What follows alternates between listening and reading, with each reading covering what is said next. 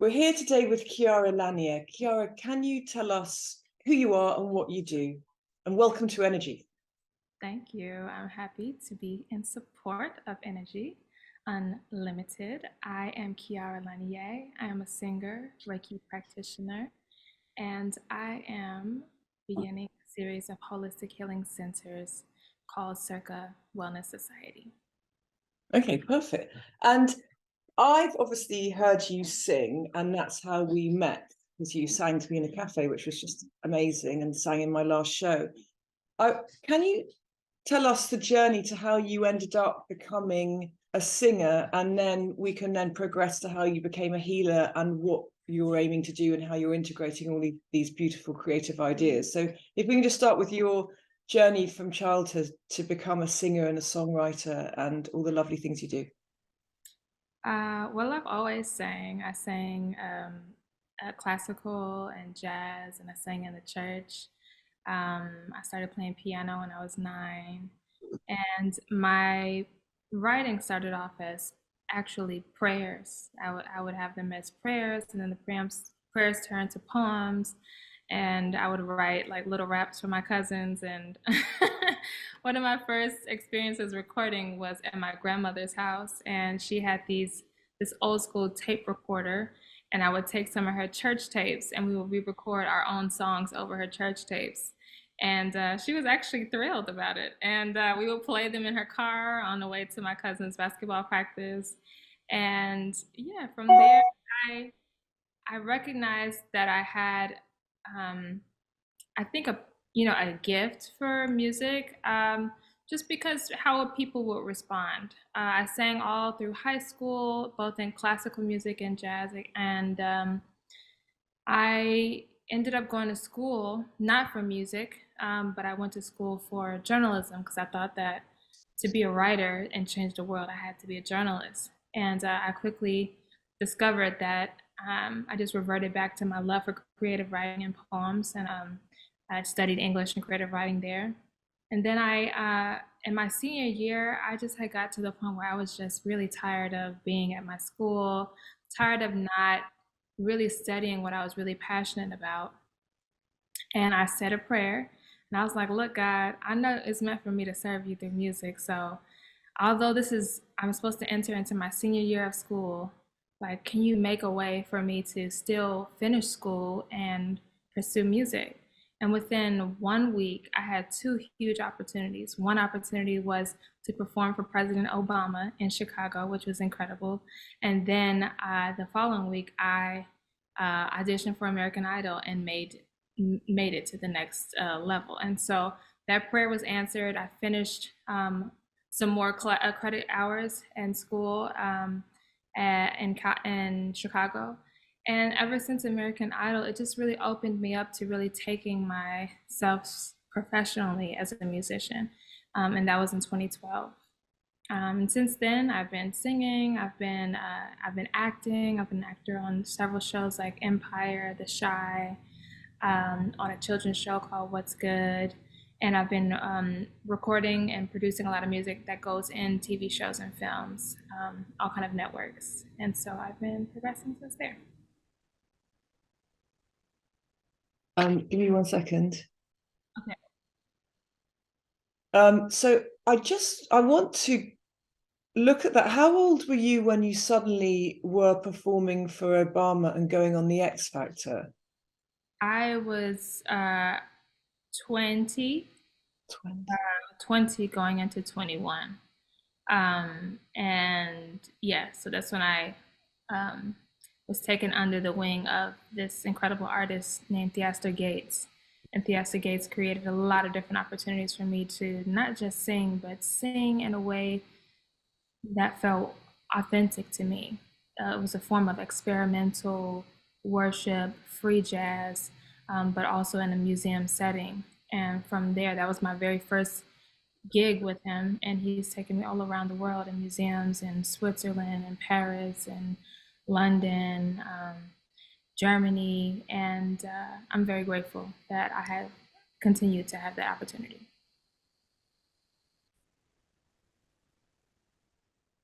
Okay, so back to what you were saying. So you're age 20 and on X Factor, and then you meet Fiesta Gates and have this extraordinary experience with him of traveling all over the world. But I just want to reverse a bit, because you've had these amazing experiences, and I'm sure people will wonder what it was like to be on a show that's that big and very competitive, and it quite scary, I would imagine. I mean, how did you manage that? I think it was very interesting to be on American Idol because to the world, it had seemed like I had made it big. But in actuality, I was living with my mom. And, because of my choice to not return back to school until I eventually, got my own place. And so there were definitely some perks. Like there was a time where anywhere I would go in New York or Chicago, any cab that I got into, people knew who I was.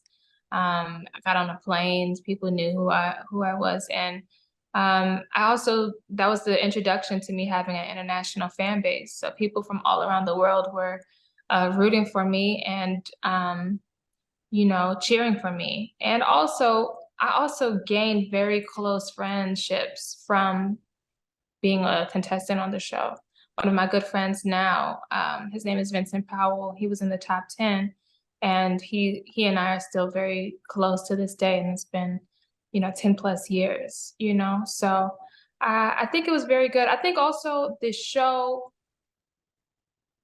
was a good introduction to the music industry when it showed me it's not enough to just be a talented singer. It's important for you to have some continuity in your brand. Does your appearance, your song choice, your personal mission all align, into your brand and your story? And at that time, I didn't really know what my story was. I didn't really have a clear identity on who I was as an artist. I just loved God and I loved to sing.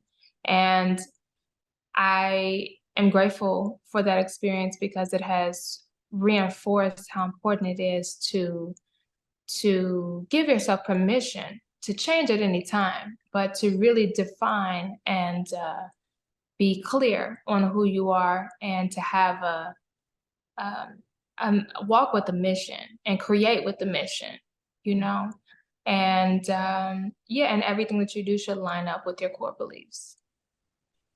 That's an amazing answer, and it wasn't what I expected, but I really like it. I think you're absolutely right. But I still just want to, just one more question is understand how you felt when you stood and performed to that many people. Did you never feel any anxiety, or were you just very comfortable? Because I've seen you perform and it's incredible. Is it just an easy relationship with the audience? There were some things that happened that made things awkward. And there were some things that made things comfortable. Like if you go and watch my first audition for Mariah Carey and all of them, Mariah Carey is one of the reasons why I sing today. And oddly enough, I wasn't nervous for that, because again, I prayed before I got up there, and I had prepared a whole different song. I worked with a trainer to sing a different song, a Mariah Carey song. And in my prayer, I was like, I really just want to worship. So I got up there, and I'd never practiced that song. I literally just did it at the end of the audition, And what made things challenging was once we got into the Hollywood group rounds and things like that, I had had some hiccups. I had had some missteps, like in my performance and things like that. And I started to feel guilty because other people who I thought sang better than me were getting sent home. And I kind of felt like the judges wanted me to progress. And I felt a little guilty about me. I felt pressure, like I should have delivered at a higher rate. And yeah, I think it was pressure from all different sides. But I think at the end of the day, it was a great experience. But Yeah, they give you in a very short amount of time, they give you a crash course in recording, performing, collaborating, live show, creating your demographic, your audience, you know what I'm saying? So um, it's all in like a fast pace, and so that in itself can be a little hectic, but it was great. No, I'm just really intrigued because it's so much pressure for such a young person, but I like the way you always bring it back to your belief system, which is very clear in your spiritual awareness and love, which is constantly grounding you, so you're not taken in by all the sort of song and dance around it, all the noise. You Mhm. just keep being focused on your soul, which is very impressive. Yeah, I think the thing is, nobody is perfect. I feel unbalanced or sad or depressed like anybody. I think the thing is what what is going to motivate you to keep going? Like, what's your why? Why is anybody doing what they're doing? And I still have a lot. I have a lot to give. I have a lot to do. I have a lot to still grow in. But yeah, my grounding desire is to be used by God, for people to feel God when they feel me or meet me or hear my songs, for people to feel encouraged, not alone, appreciated, cared for. And that is informing everything that I'm doing, from the healing centers to the songs to, anything that I do. And talking about that, when you do sing, and you talked about these audiences you had with the Astor Gates, which sounded to be they're much more intimate and more artistic in the spaces. What does it feel like to sing? I'm asking you this because I can't sing at all, so it must be really. I find it so magical to listen to you. Is it a very beautiful experience? What's it giving you? Is it connecting you to source, to God? What is it giving you to singing? Well, when I'm doing these type of shows in museums, there are 99.9% improvisation. We have a general um, overarching concept. So we understand the world that we're in. We understand maybe some phrases or terminology or whatever, but it's fully improv. And when you're fully improv, it's highly spiritual because you're just channeling. Really, there's no thought process. There's nothing choreographed, for you to have a separation between just the spirit and you as a conduit. And I think that, in addition to it being um, from there's a legacy of spiritual free jazz that comes out of Chicago, and that is called the AACM movement. And so there are people like it's like Sun Ra and Phil Koran that started this incredible Afrocentric spiritual movement that is all rooted in free jazz, rooted in spiritual connectedness, and it's a full-on society and community. And those musicians are who I gravitated to really I find my voice, my actual voice. And ironically enough, my voice was had when I started creating from that lens, or from these environments, my voice could be anything. My voice could be an elephant, it could be a baby, it could be a siren, it could be, any kind of sound. It was beyond just words, it was beyond just writing, you know what I'm saying? And that really freed me as a performer, freed me as an instrument. Um, and freed me spiritually, totally. So those experiences, I performed at the Kunstmuseum in Switzerland. I performed at the Museum of Modern Art in Hanover, MCA Chicago, Palais Tokyo in Paris. Like, so many different opportunities with Art Basel, thanks to the Esther. And yeah, he helped he helped me to really truly have the platform to find my voice as an instrument. That's amazing.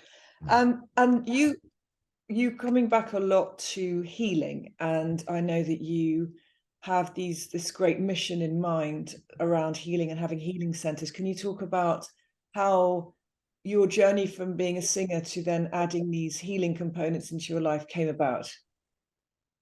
Sure. I've always studied the science of healing. One, because I was fascinated by different microorganisms and parasites and cancers and things like that.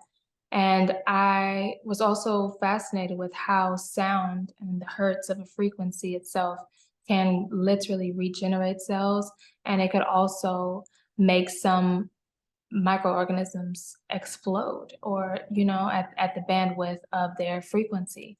And so when you realize that everything is a wave, everything is a frequency, everything is a note, we're all emitting a note that may or may not be audible, then it makes you really realize, okay, then the essence of healing is in a note, and that note can be uh, that note can be shifted from our consciousness, from our thoughts, and also there are some physical things that we can do to shift our note. If we want a higher vibration or a higher note, positive thoughts, eating high energy foods, doing things like Reiki to grow our energy atmospheric field. And then there's also like tools like um, Hulda Clark's zapper or the Rife machine or things like that that can raise that you can use the notes to kill different microorganisms and things like that. So I saw a very I saw actually when I was in a high school class, I was in a music theory class, and when they started breaking down the understanding of the golden ratio and all the relationship between the Pythagorean theorems and the chakras and things like that, it just became very clear that everything is sound, everything is music, and healing is music essentially. It's fascinating. I like that, the idea that we're all emitting a note. I love that concept. So Mhm. what you've got plans, are you able to talk about what you're wanting to create? Yeah. So I'm in the process right now of building a healing center in Dakar, Senegal, and it will be the first of many and the first of its kind. It's a holistic healing center that will have a myriad of holistic services, a resort, retreat center, assisted living for people who need long-term care. It will have pools, fitness center, spas, and I'm very excited. It's a nonprofit right now. I'm getting ready to start a world tour where we're going to be fundraising for it. And I have some great doctors who are on the team. One of the doctors is a graduate from Johns Hopkins. Another doctor on the board. He is a naturopath who is the son of Dr. Sade. And I have some other great sponsors who are a part of the project. Wow. And why did you choose to put it there? The true answer is the creator told me to put it there. And as I followed that instruction, more and more reasons as to why it should be there were revealed to me. So literally, I went off of faith. The creator told me to put it there and to go there. And I went in 2021.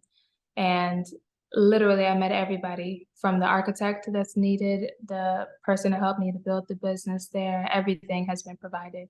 But then I also realized as I traveled to other places in West Africa, like I went to Ghana, that there is a real need for high quality healthcare that's also affordable to the everyday person. And I don't believe that healing should be a luxury. I believe that healing is a human right. And I also realize that there is a disconnect on both sides where a lot of the holistic healers who do have remedies that help with diseases, they can cost a lot high premium directly out of pocket, that cannot be affordable for a lot of people. And then if you go to some basic, the pharmaceutical route, then there might be um, there might be side effects, and also, so I realize there's an issue that there needs to be a level of universal healthcare that uh, is a hybrid, where we can use the testing instruments from the Western medicine, and we can use some of the practices from the holistic medicine, and we can make them affordable and high quality and available for people all around the world. And so, yeah, we're starting with Senegal. Senegal has a couple of issues as it relates to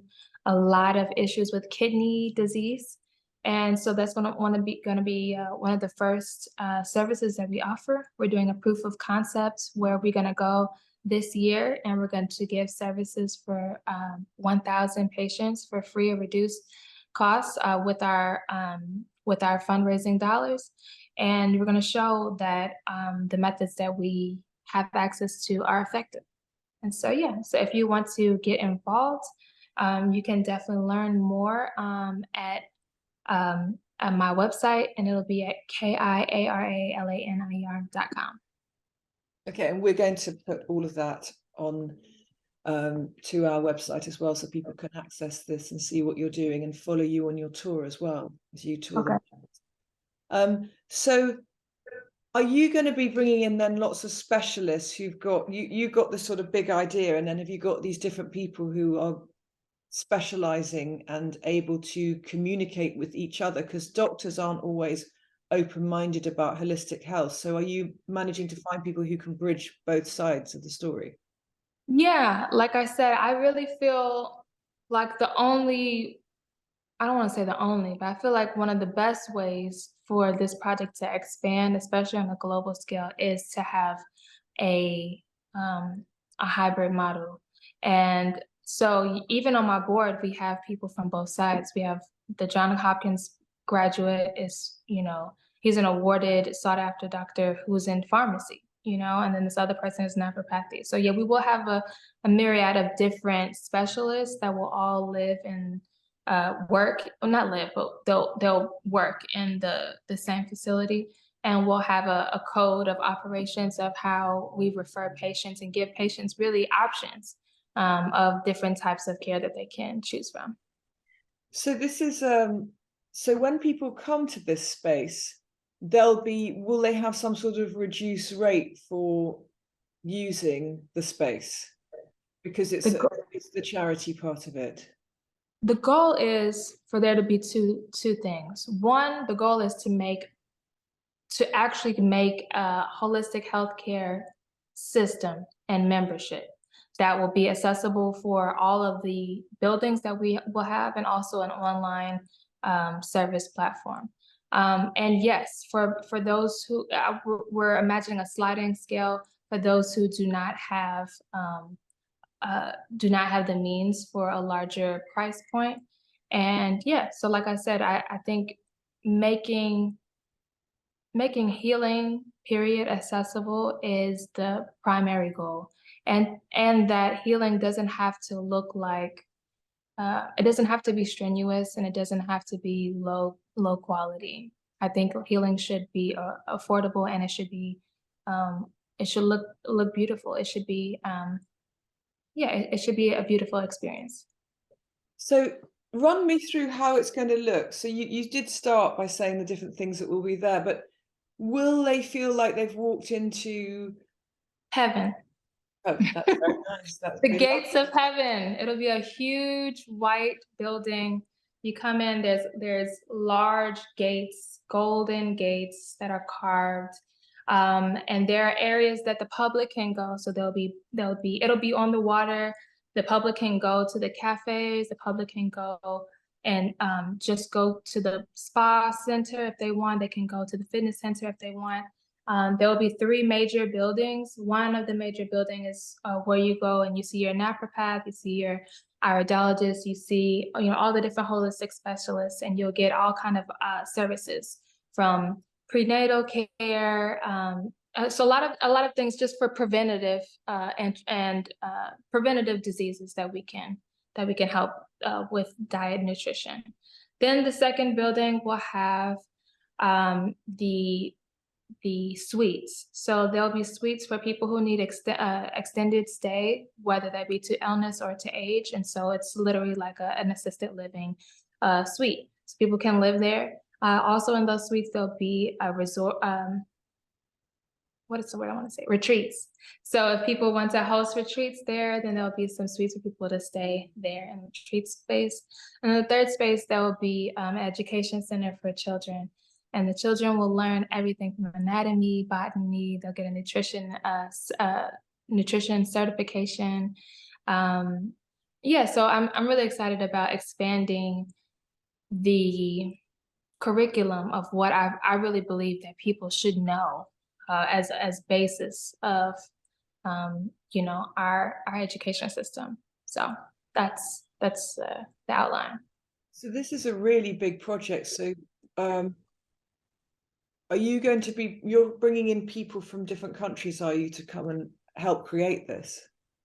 I'm I'm blending both. I don't believe in being some American savior of anybody. I believe in getting an understanding of what do the people need. How can we first assess the need from within the community, and then bring in specialists from other places. So yeah, so it'll be a combination of sourcing locally different herbs and supplements, things that are grown there, and specialists that are there, as well as working with different naturopathy schools in collaboration. And so we'll have a blending of the cultures and a blending of the programming.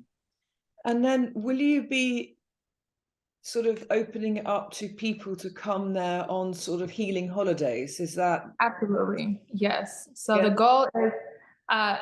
the goal is healing, but also I think an added benefit is to attract more tourism as well to these different sites. Senegal is such a peaceful and beautiful and serene place. It is, well, I mean, it's just so beautiful. Like the whole city of Dakar borders the the ocean. And so all of their restaurants, all of their like nightlife, everything is just like with a beautiful ocean view. The food is just phenomenal. I'm talking about their cultural food. It's just like lush grilled fish. Everything is very fresh.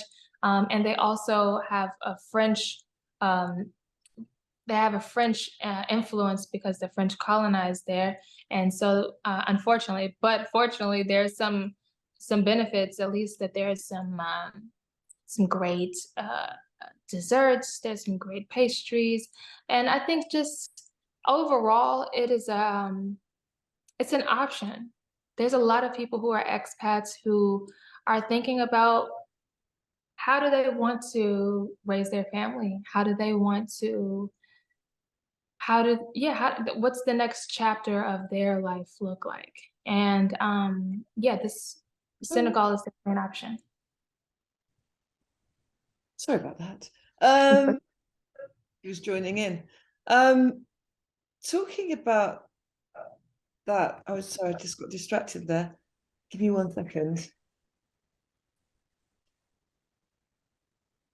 So this sounds really amazing. So thinking about what you're saying, how are the people from there receiving your idea? Are they on board and excited by it? How is this?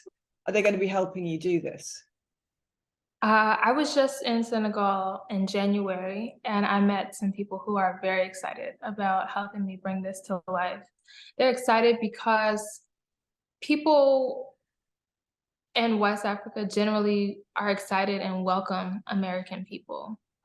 And there are a lot of actually initiatives for Americans to build businesses there. And so they're excited, and they're also interested because they know that they want a better healthcare system. You know, they don't want to have to pay outright high premiums for something. You know what I'm saying? And they appreciate luxury. And so I've gotten some people who are excited to introduce me to the Prime Minister of Health and Prime Minister of Agriculture. and all of the pieces are coming together. This is an enormous project. It's very It is. impressive. So It's you're my going, life work.